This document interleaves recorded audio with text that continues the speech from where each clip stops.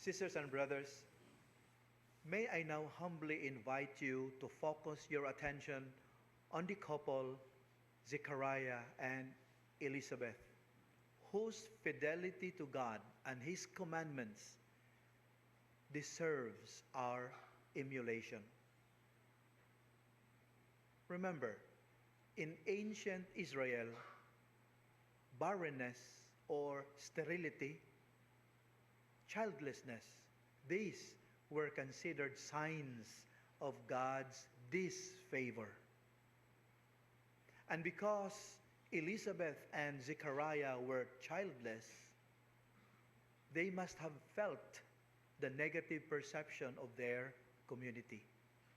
In their hearts, they knew how people look at them. That was their situation. Yet despite that, have you noticed? Despite that, they obeyed the Lord and His commandments. So much so that the New Testament describes Elizabeth and Zechariah as blameless in the sight of God, observing God's commandments, all of His precepts, blamelessly. Ninduta ang nga description, righteous in the eyes of God, obedient to the point of being blameless. Luke chapter 1, verse 6. My dear friends, for me, this particular detail is countercultural. How often have you heard of people justifying their crimes, justifying their sinfulness, justifying their immoral choices by using their limitations in life? I can't go to church because of this and because of that.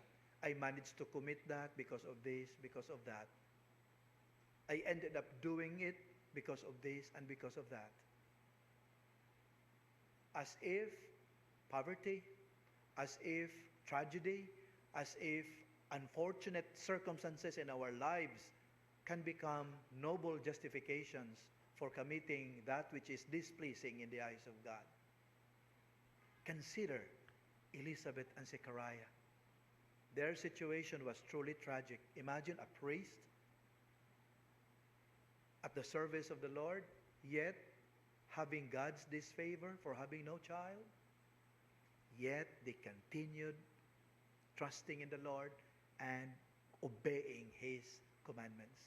My dear friends, this is a challenge for all of us. No matter what our predicaments in life, we are enjoined to trust in the will of God, to obey God and His commandments, especially bearing in mind that God does not have any evil intentions for us.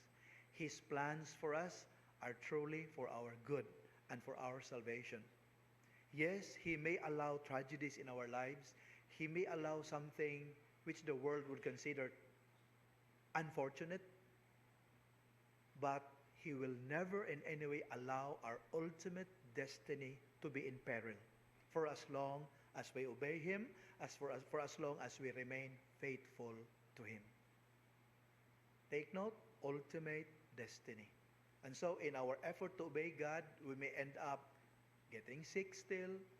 We would still have tragedies. We may even die. We may lose our livelihood. But even through this, we continue to hold on to God like Job. Be assured that God has us in His heart. Yes, obedience to God is quite easy when things go our way. But obedience becomes doubly difficult when things are not rosy. When not everything comes up roses for you and for me. Anak na tamo kaingong pagkalisod i-obey.